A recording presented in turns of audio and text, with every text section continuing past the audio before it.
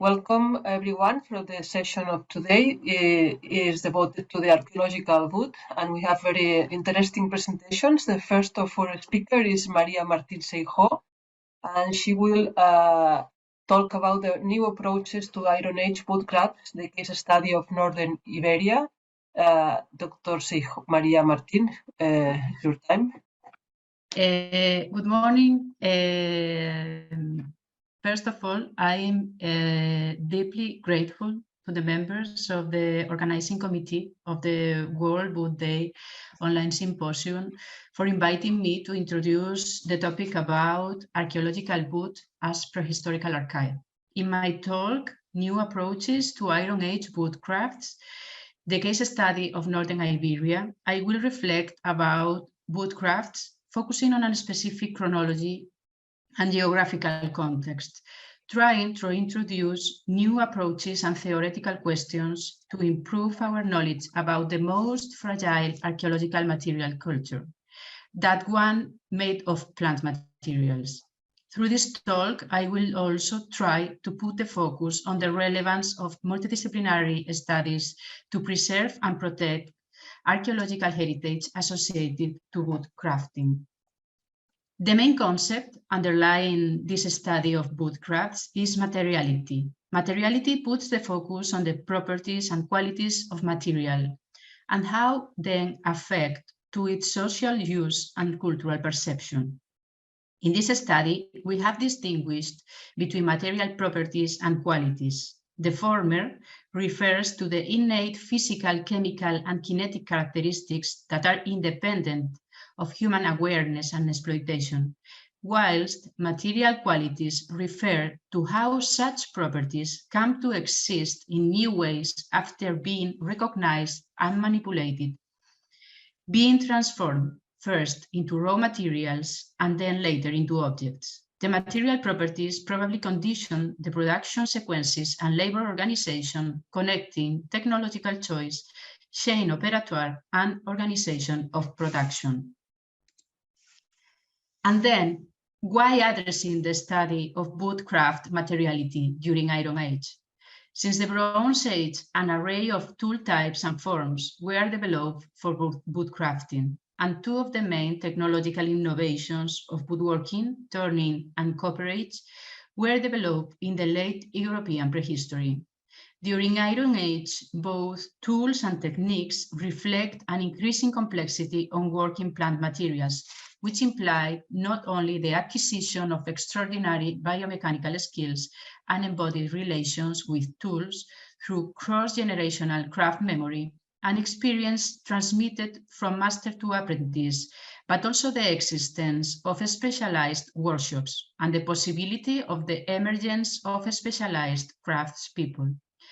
Even those craft works, often considered as related to the domestic spheres, require specific and long processes of learning to acquire a deep knowledge of plants and their life cycle, besides specialized skills for tending and managing trees, shrubs, and herbs to obtain adequate raw materials.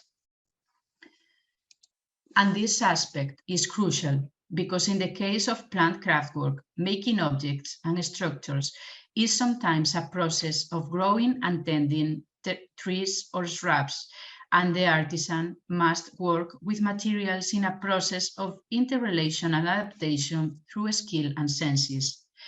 Control over plants was probably a relevant work, assuring the existence of appropriate raw materials. These cultural practices, performed by crafters in woodlands, scrublands, and wetlands, can be considered as taskscapes, an array of related activities developed by a skilled agent in an environment. The set of activities performed for tending and managing plants was probably complex and has been marginally addressed in archaeological research.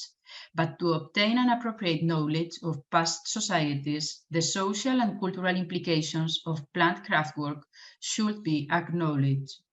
Changes on past environments driven by craftwork have not been addressed yet in all its complexity, and the impact of plant craftwork has not been either integrated in the interpretation of past landscapes. To address this research, the selection of Northern Iberia as geographical setting has been based on several factors. The first one, the availability of plant material preserved by sharing, waterlogging, water saturation, and more sporadically by mineral replacement. The presence of Atlantic and Mediterranean vegetation involving a great plant biodiversity. The existence of technological developments such as wet cooperage or lathe turning arriving from the Atlantic and the Mediterranean. The participation of this area in Atlantic and Mediterranean trade networks. And finally, similarities in landscape evolution, with fragmented landscapes, introduction of arboriculture practices, and arrival of allochthonous and exotic plants from the Mediterranean, which resulted in a biodiversity increase. During the first millennium BCE in northern Iberia, human communities inhabited the settlements permanently for the first time, changing their previous relationship with the territory and with the plants growing in it. During Iron Age, most of the archaeological evidence has been obtained from fortified settlements and sporadically from other kinds of sites located in the lowlands and also from caves and rivers. Most Iron Age plant-based crafts have been preserved by charring. They have lost their original color, dimension, and shape, and they are mostly in a fragmentary state, which sometimes prevent the identification of its original form and function. Addressing the study of plant craftwork from evidence recovered in this kind of archaeological context represents a methodological challenge. We have designed an integrative methodology to register also dendrological attributes and taphonomic aspects to go beyond taxonomic identification. In all the cases, the same methodological approach has been applied. The taxonomic identification has followed the standard procedures, observing under the microscope the three anatomical sections of wood. In tandem with the identification process, other dendrological and taphonomical attributes were registered. Then, and starting by dendrological attributes, the plant part and the curvature of the annual ring classified by qualitative categories. Besides these features, each alteration of the normal anatomy was registered. The most common were the presence of scars or cicatricial tissue, the suppression of the late wood growth, also known as narrow rings. Alterations related to biodeterioration processes were also registered, such as the presence of compartmentalization of decay in trees, fungal E5 filaments, and xylophagous galleries. Finally, other alterations related to the combustion process, such as the presence of vitrification and cracks, were also recorded. Worked wood was divided into artifactual and non-artifactual wood, structural timbers such as poles, boards, and strips, and the wooden remains of structures constructed using basketry techniques, such as fences or water panels, were included in the non-artifactual wood category. Fragments of wood with crafting evidence have been studied at the macroscopic level, involving the morphometric analysis, as well as the recording of the type of conversion, the process by which timber is derived from trees, the tool marks, etc., in order to study the technical process behind their production. We have started to apply micro-CT to register the conversion type and other dendrological attributes in charred wooden crafts. But a lot of wooden objects have vanished from the archaeological record. In an attempt to overcome the lack of direct archaeological evidence, craft research has been also addressed through indirect evidence of plant-based crafts, such as negatives impressed in clay, pottery skeuomorphs, and stone carvings. After these introductory aspects, I will present a summary of the current data obtained by applying the previous theoretical and methodological approach, focusing in this case only on the shared woodcrafts and in this missing evidence. In relation to the materiality of woodcrafts, the short list of taxa clearly indicates that Iron Age craftspeople had strongly marked preferences for species and beyond them for sizes and forms of wood or timber. Oak was the preferred and most versatile wood during Iron Age, attending to their ubiquity in the archaeological record and to the diversity of crafts made using this taxon. It was used in architecture as structural timber, as well as for handling or for crafting a wide range of agricultural implements, tools, or domestic objects. Both trunks of major trees and twigs were used for crafting. Hazel was also used, mostly for basketry, including objects and architectural applications of this technique, such as handling, and for producing handles or baskets, amongst other items. The third most ubiquitous taxon was alder, preferred for crafting recipients, spoons, and lids. In the case of structures made using basketry techniques associated to fences, wattle and dab buildings, thatched roofs, or storage facilities, flexible twigs and stems were selected for weaving.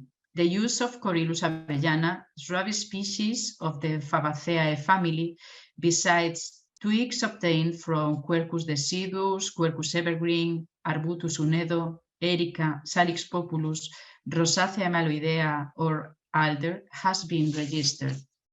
Corylus twigs with diameters ranging from 0.5 to 1.5 centimeters predominate, although there were also smaller diameter twigs between 0.2 to 0.5 and slightly larger between 1.5 to 2 centimeters. These diameters were coincident with those measured on clay imprints. When evidence of decay, compartmentalization of decaying trees, wood border galleries, or fungalifae has been registered during charcoal analysis, it was possible to address the consequences of the passage of time and the perishability of plant materials. In the case of hurdles and other twine structures, it is closely related to the relevance of periodical renewal and rebuilding. Hazel twigs from wattle hurdles and storage facilities were most often attacked by wood borers, but these processes of decay also affected two other taxa used for handling, such as the deciduous oak or alder. The presence of baskets was probably common for carrying or storing different sorts of materials, although the fragile nature of these kind of objects, which even sometimes ended their life cycle as firewood, difficult their identification in the archaeological record. One of the few examples is the basket recovered at Castromayor, preserved by Sharing. This basket was made using hazel wood, combining wooden strips from branches of up to 8-year twigs and 1-year shoots cut during autumn with winter. This mixed basketry technique was still in use in the same geographical area where this archaeological evidence was identified, attesting the long-lasting tradition of basket making with the same technique and the same raw materials. The presence of wooden containers, spoons, scoops, stoppers, and lids was probably common. In fact, the Iron Age tableware might have been predominantly made of wood. Up to now, we have identified lids and stoppers made of alder wood and cork. The preferred wood for making recipients, including scoops or spoons and bowls, was alder, followed by others such as Salix populus, ash, and species of the Rosaceae malloideae family. Usually woods that are easily worked, and as they where probably recipients for food or drink consuming are tasteless and odorless. Spoons and bowls were mostly made by carving. Sporadically, we have identified the use of burled wood wooden containers, attesting the selection of this raw material probably for its unique color structure and texture. It has been identified the presence of turned wooden vessels made of alder, which have been dated to the 2nd century to the 1st century BCE, CE. Besides finished objects, several pieces of holy wood have been interpreted as turning waste. These pieces of wood preserve the marks of the metal center points that serve as pivots on which the material being turned can be rotated. The very small rectangular mark could be related to a spindle turning using a bow-powered lathe. They were probably the age of a work piece of wood, probably a handle obtained by a spindle turning. The complexity and technical quality of lathe turned objects identified up to now, and the recovery in one of the sites of turning waste, besides other debris related to woodworking, might be providing evidence of the existence of specialized crafters working on specific workshops. In relation with the technological innovations and highly skilled and specialized productions, up to now, we do not have direct evidence of cooperage. But we interpret cylindrical pottery vessels as skeuomorphs of stave-built containers. The first feature for proposing, this hypothesis is related to their form. The cylindrical form is not common for pottery. The second feature for proposing a copy or imitation of wooden recipients is related to decoration. The decorative pattern is organized in horizontal and parallel lines, copying the effect of the metal binding hoops or sheeting typical of stave-built vessels. Despite there are no evidence yet of the use of stave-built containers in the Iron Age of Northern Iberia, these ceramic skeuomorphs of tankards will be the first evidence of their presence in this area. Finally, and beyond aspects directly related to materiality, material culture, and techniques, these shared pieces of wooden crafts store also relevant data related to taskscapes and landscapes. It is relevant the clear difference in the selection of raw materials for crafting and for firewood. This fact shows the need to include this environmental information to complete the picture we have of human impact on the plant environment, highlighting the relevance of mixed oak forest, but also riverine woodlands and scrublands as sources of raw materials for crafting. To conclude this talk, I would like to reclaim the complexity and quality of information stored in shared woodcrafts. Despite their fragmentary state and the limitations of their study, they are extremely valuable archaeological heritage. It has been possible to identify the keystone taxa involved in crafting and started to define the taskscapes related with them. To document the technological innovations on woodcrafting developed during Iron Age, and to identify the existence of long-lasting traditions of crafting in a specific geographical area. To improve their study in the future, it will be necessary to develop accurate register, excavation, recovery, and storage methods adapted to fire contexts, to apply non-invasive techniques to register taxonomic, dendrological, and taphonomic data, and finally, to establish programs of experimental archaeology oriented to reconstruct objects and techniques from our fragmentary and fragile evidence. Thank you for your attention. Thank you, Maria, for this interesting presentation and for adjust the presentation to the time. And now is the turn of the questions of the other participants in the workshop. I can first make some comments and questions, waiting for the contributions of the other participants.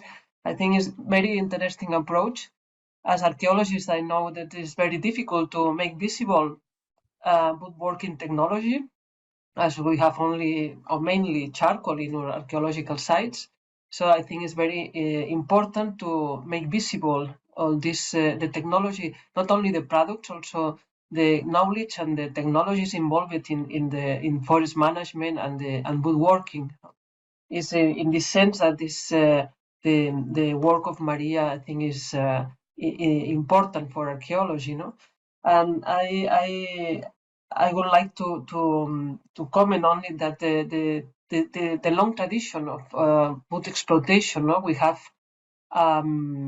evidences, very few evidences, but we can see in other archaeological sites in the Iberian Peninsula the importance of some of the tasks that María comment, no?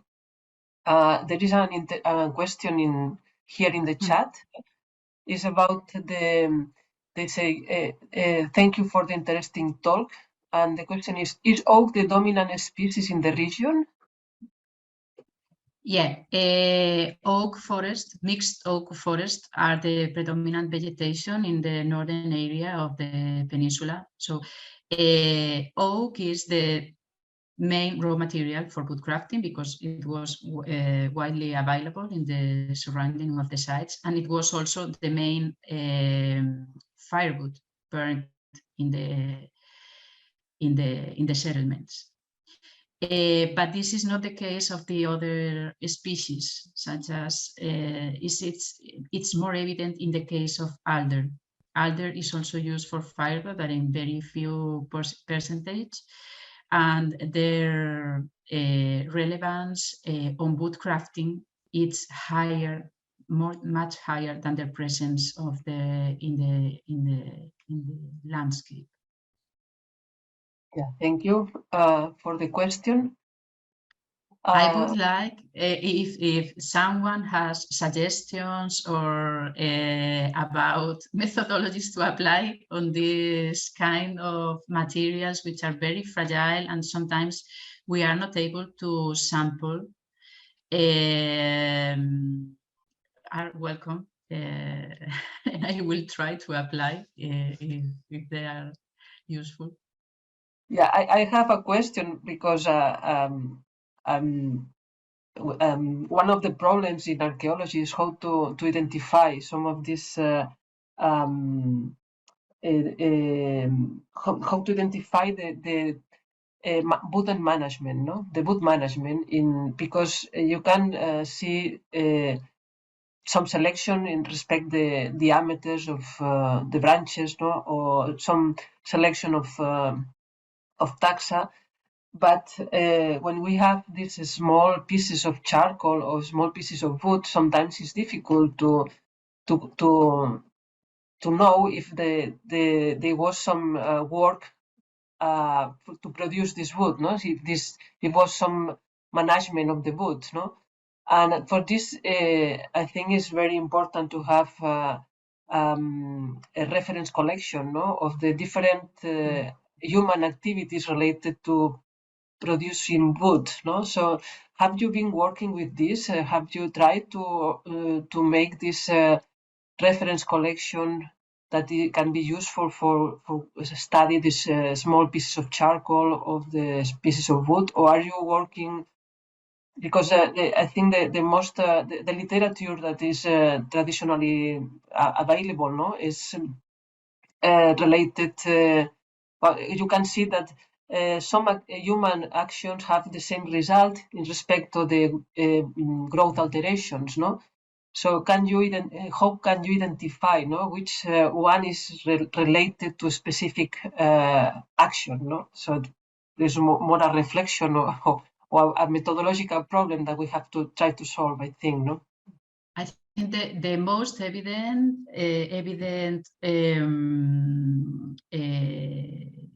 proof of management is in basketry remains. because then we know the seasons of gathering the plant remains, the time span established to cut them, so silviculture practices. In other species is more complex, and even working with artisans, sometimes you see that, for example, turners do not usually manage their raw materials. They select the tree and they do not manage the tree never. So there are differences on woodcrafts depending on the technique. The need of reference collection is, I think it's crucial to build this reference collection. I have specific questions with a specific taxa. For example, I have identified in charcoal samples related with basketry sometimes compartmentalization of wood decay. And I don't know if pruning or cutting the stems are damaging the trees, and they are creating this mechanism of defense that code is this. And the presence of scars is also, scars can be produced by a lot of factors. But sometimes we see scars in the early wood during year after year after year. So this is probably related with some practices that we don't know. So it is now we have the questions, specific questions of specific alterations on specific taxa, and now we have to build a reference collection to try to check if it is possible to give to establish the relation between the alteration and the human activity. Yeah, I think it's really the main challenge for a future in archaeological wood. I think it's very important also to provide the methods for analyze the charcoal too, not only the wood remains, because charcoal is the most important remain in the archaeological sites. So I think we have a question from Sangeeta Gupta. Yeah, I don't know how it works for Dr. Sangeeta. Can you have a question? Yeah. Yeah, I'm sorry I joined a bit late, but I just wanted to mention what we do for archaeological samples. Generally, we use epoxy or some Fevicol sort of a thing and try to embed that sample into it. And then we try to cut sections. And most of the time, we are able to get a small section and through which we are trying to identify the sample. So this is what we do for archaeological samples in India. Yeah, the problem with shared woodcrafts is that sometimes we are not able to. Yeah. To cut. I'm sorry, I didn't listen. This is this is one of the main problems I think that we have. Yeah. So one has to go by macro structure, which is really not going to help you much. If you are lucky, yeah. you are able to identify it without cutting, but sometimes it's not possible. And I have put two examples of bird wood, and in these cases is. Yeah. We will try micro CT to identify in these cases. Thank you. Thank you. Only to finish, if I can, and following the last comment of Raquel, I think that the presence of shared woodcrafts is more common than in it's evident in the scientific literature.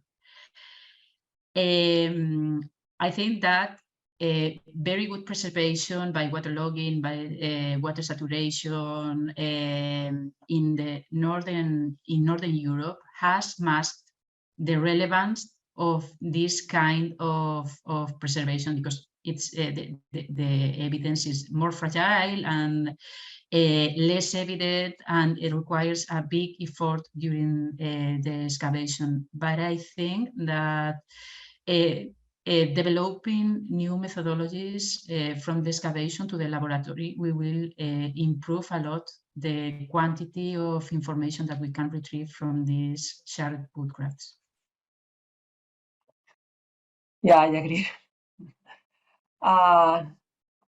If there is not more question or comments, thank you, Maria. I think we will have time to talk more in depth with your work